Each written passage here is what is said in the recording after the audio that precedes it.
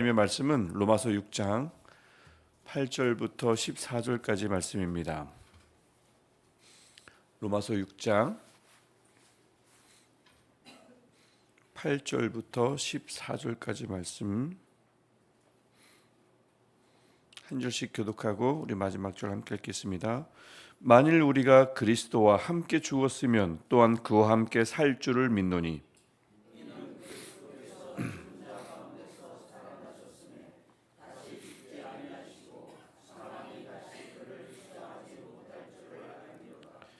그가 죽으심은 죄에 대하여 단번에 죽으시며 그가 살아계심은 하나님께 대하여 살아계심이니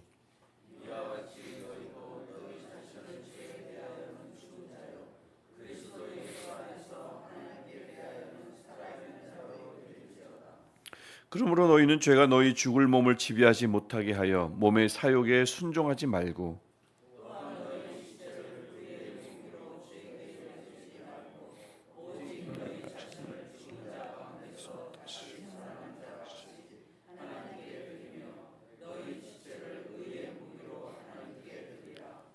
죄가 너희를 주장하지 못하리니 이는 너희가 법 아래에 있지 아니하고 은혜 아래에 있음이라.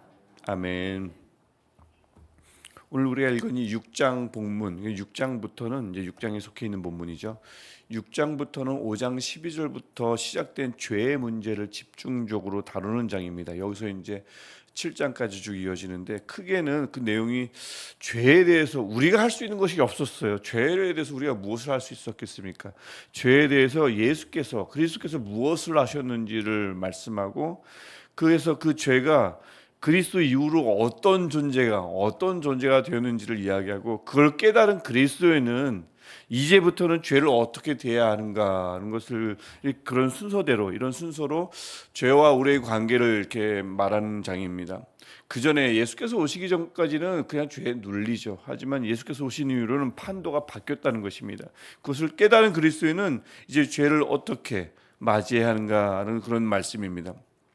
오늘 우리가 읽었던 본문을 보면 우선 필요한 건 뭐냐면 우리에게 이미 일어난 일이 무엇인지 이 중요한 일을 믿는 것이라고 말씀합니다. 특별히 8절을 보면 만일 우리가 그리스도와 함께 죽었으면 또한 그와 함께 살 줄을 이 살 줄은 살게 된 줄을 살아가는 줄을 영원히 살 줄을 이것입니다. 그래서 살게 됐고 살아가고 살게 미래를 이야기하죠. 영원히 살게 되는 것을 믿는 것입니다.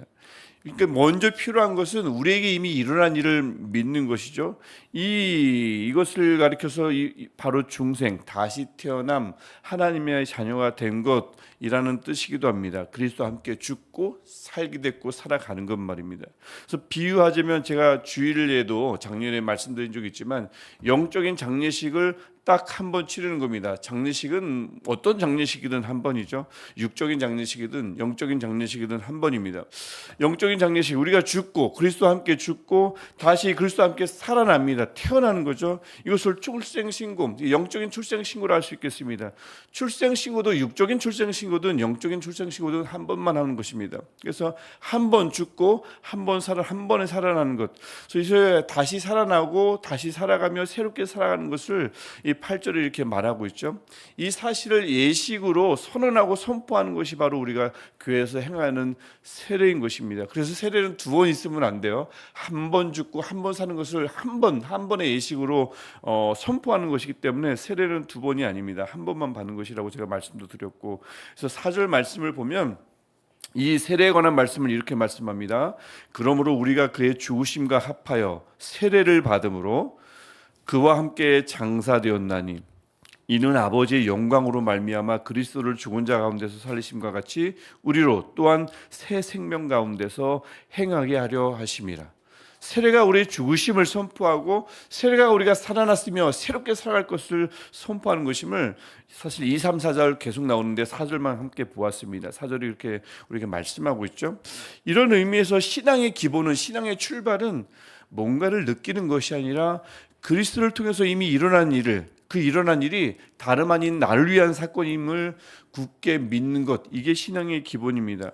그러니까 복음도 마찬가지입니다. 복음은 미래를 예측하는 것이 아니라 그리스도를 통해서 이미 일어난 그런 사건을 우리에게 알리는 것이 기본 개념이고요. 그것을 받아들이는 것이 그 복음을 받아들인다 하는 것입니다.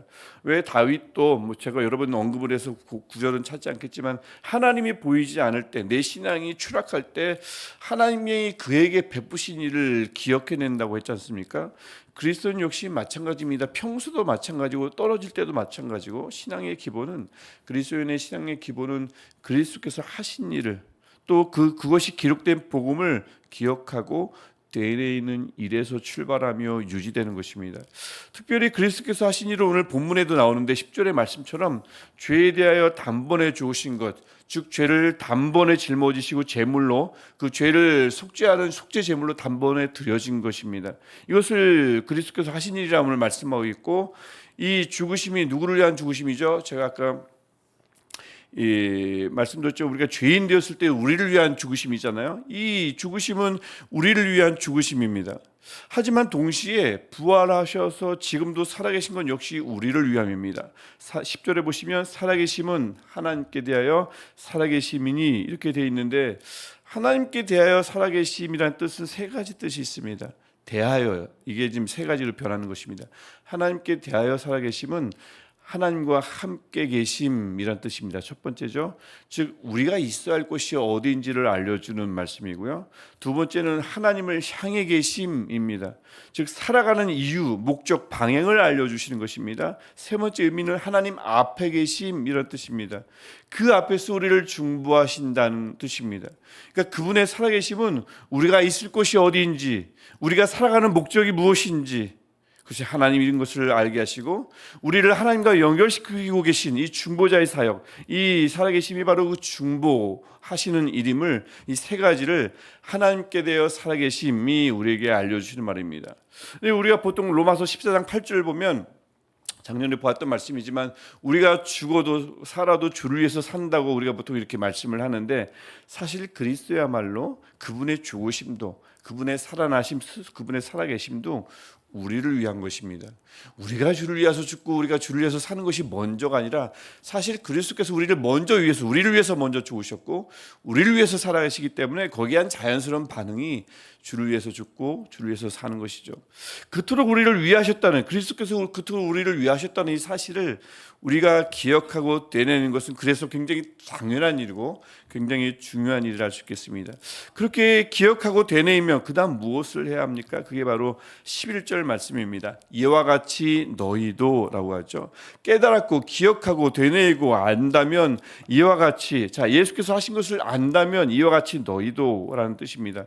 예수님을 떠올리면서 나를 어떻게 여기는가가 중요하다는 뜻입니다. 11절 말씀 보시면 이와 같이 너희도 너희 자신을 죄에 대하여는 죽은 자요 그리스도 예수 안에서 하나님께 대하여는 살아있는 자로 여길지어다. 우리 여길지어다라는 말씀 기억나시는지 모르겠습니다. 여기다는 로기조마이라는 헬라어입니다. 정산하다는 뜻이었죠. 회계 용어입니다. 장부를 적을 때 쓰는 용어입니다.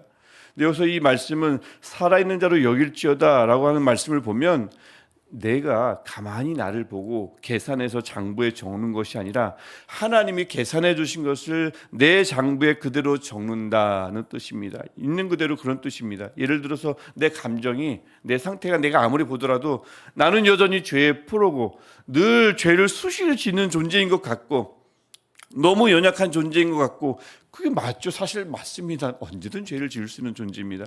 내 감정이, 내 기분뿐만 아니라 아무리 생각해봐도 그래요. 하지만 장부에는 이렇게 적는 겁니다. 나는 죄에 대하여 죽은 자요 그리스도 예수 안에서 하나님께 대하여는 살아있는 자다 라고 적는 것입니다. 이게 로기조마이죠. 이거는 자기 쇠뇌나 자기 도취가 아니라 말씀을 있는 그대로 나에게 적용하는 신앙이고요, 순종입니다. 여길지어다 말씀하잖아요. 수시로 죄를 짓는 나에게 죄에 대하여는 죽은 자로 여기라고, 그리스도 예수 안에서 하나님께 대하여는 살아있는 자로 여기라고 하잖아요. 그렇게 계산하라고, 그렇게 장부에 기입하라고 말씀하므로, 아무리 봐도 나는 죄를 여전히 짓는 죄인인데 맞습니다만 그렇게 여기지 말고 말씀을 가지고 11절 말씀을 그대로 따라서 내 장부에 적으라는 것입니다. 아니다, 나는 죄에 대하여 죽은 자다. 아니다, 나는 하나님께 대하여만 살아있는 자다. 하나님께 대하여 살아있다는 뜻은 나는 하나님께 대해서 깨어있고 하나님께만 반응한다. 죄에 대해서 깨어있지 않으며 죄에 대해서 절대 반응하지 않는 자다라고 장부에 적어놓는 거예요. 선포하는 겁니다. 스스로에게 선포하는 겁니다. 오늘 하루도 우리가 그렇게 좀 선포하면 좋겠어요. 늘 나를 연약한 존재야, 나는 안 돼, 수시로 넘어져. 이게 살아가면서 깨달은 바가 그렇고 수시로 일어나는 일이기 때문에 그렇게 적을 수도 있지만 내 장부에는 그렇게 내 계산대로 적으면 안 되고 하나님께서 계산해 주신 것을 적는 것이 믿음이며 순종인 줄 믿습니다. 그렇게 여기는 그렇게 로기조마이 하시는 저와 여러분 되시길 축복합니다. 그래서 이렇게 말씀을 토대로 나를 제대로 여기고 나서 할 일이 하나 있습니다. 그것이 12절 13절의 말씀인데 나 자신을 오롯이 하나님께 드리는 것입니다. 왜냐하면 하나님께 드리지 않으면 여전히 죄는 활동하거든요. 이건 사실입니다. 여전히 우리 몸을 지배하려 들고 몸의 탐욕에 순종하려 하게 하는 강한 세력이 있다고 12절에 말씀하지 않습니까? 죄가 그렇습니다. 그래서 죄는 내가 마음 먹기에 따라서 쉽게 이겨낼 수 있는 하찮은 것은 절대 아닙니다. 그랬으면 예수님이 굳이 십자가에 달려 돌아가실 일이 없죠. 사람이 이겨낼 수 있는 일을 굳이 왜 예수께서 나서서 하십니까? 죄는 강력한 세력이고 나를 지배하려 들고 복종케 할 수 있는 어마어마한 능력을 가지고 있기 때문에 예수님이 단번에 그것을 자기 목숨을 들여서 굴복시키신 것입니다. 다른 사람은 할 수가 없는 것입니다. 그래서 덕분에 이제 예수님 덕분에 이제는 우리가 죄에 대해서 그래서 할 수 있는 일이 이제 생긴 것입니다. 그 전에 할 수 없었지만 예수께서 죽으신 덕분에 돌아가신 덕분에 우리를 위해서 죽으신 덕분에 우리가 죄에 대해 할 수 있는 일이 생긴 거죠.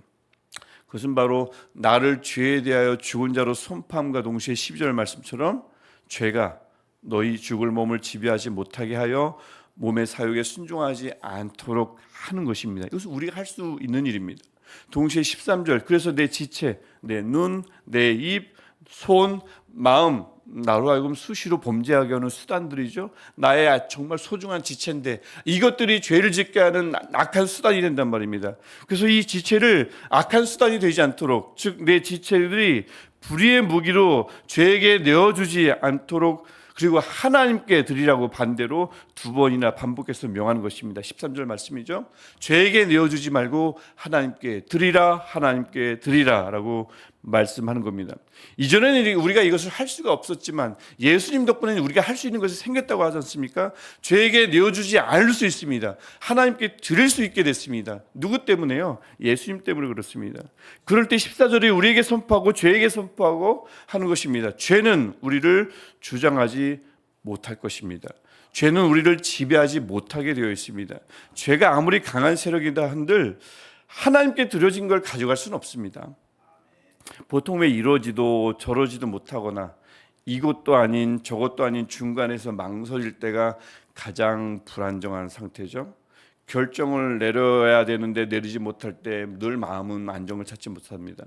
결정을 내려야 안정을 찾고 한 곳에 속해야 마음이 놓이는 것입니다. 중간 경계선에 있을 때가 내가 이곳에 속했나 저곳에 속했나 내가 한 것인가 안 한 것인가. 그래서 제가 언젠가 한번 예를 들은 적 있지만 제가 어느 학자에게서 들은 말이기 때문에 사람이 가장 불안정한 상태가 결혼식이라고 합니다. 내가 지금 결혼을 한 것도 아니고 결혼을 안 한 것도 아니고 빨리 끝나야 마음이 놓이고 모든 몸이 안정을 취하는데 그 예를 그렇게 들어주시던데 그 예뿐만 아니라 늘 그런 것입니다. 이렇게 할까 저렇게 할까 방황할 때 그 사람이 굉장히 불안정하죠. 신앙도 그렇습니다. 계시록도 경고하였듯이 미지근할 때 열심히 신앙하는 것도 아니고 그렇다고 안 하는 것도 아니고 예수가 계신 것을 모르는 것도 아니고 그렇다고 예수를 철수같이 믿는 것도 아니고 그럴 때 죄에게 노출되는 것입니다. 바로 그때 죄는 활동력 있는 죄는 강한 세력이 있는 죄는 우리 몸을 지배하려 들 것이며 내 지체를 소유하려 들 것입니다. 내 눈을 소유하고 내 입을 소유하고 내 손을 지배하려 들고 내 마음을 지배해서 불의의 무기로 사용하려 할 것입니다. 하지만 내가 하나님께 온전히 드려지면 죄가 아무리 큰 세력을 갖고 있더라도 감히 하나님께 속한 것을 죄가 꺼집어낼 수는 없습니다. 중간에 어정쩡하게 있을 때 틈타는 거고 그것을 덮으려고 하는 거지 하나님께 속한 것을 제가 어찌 감히 끄집어낼 수가 있겠습니까? 그래서 오늘도 우리 말씀 같이 함께 읽고 있는데, 우리가 예수 그리스도와 함께 죽은 자이며 그와 함께 살아난 자, 그래서 주님과 함께 살아가는 자임을 다시 한번 아는 사실이지만 다시 한번 믿는 저와 여러분 되시기를 축복합니다. 그런다면 죄는 우리를 도무지 지배할 수 없습니다. 하나님의 영역 안에, 하나님의 100% 순수한 영역 안으로 죄는 들어올 수가 없습니다. 경계선까지 침범할 수 있는 거죠. 그래서 우리가 하나님께 온전히 드려질 때, 즉 하나님의 은혜 아래 살 때에 죄는 더 이상 우리를 지배할 수 없으며 오직 예수님만이 오늘 하루도 남은 여생도 우리를 지배할 줄 믿습니다. 때로는 나는 죄에 대해서 여전히 살아있는 것 같아요. 죄가 나를 지배합니다. 몸의 욕심에 사로잡히는 것 같습니다. 나의 지체가 수시로 불의한 곳에 쓰이는 것만 같습니다 라고 할 때 11절 말씀을 스스로에게 선포하시며 승리하시기를 축복합니다. 이와 같이 너희도 너희 자신을 죄에 대하여는 죽은 자요 그리스도 예수 안에서 하나님께 대하여는 살아있는 자로 여길지어다.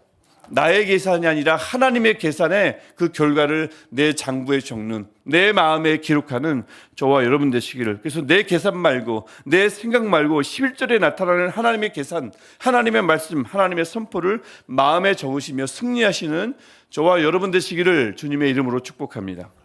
기도하겠습니다.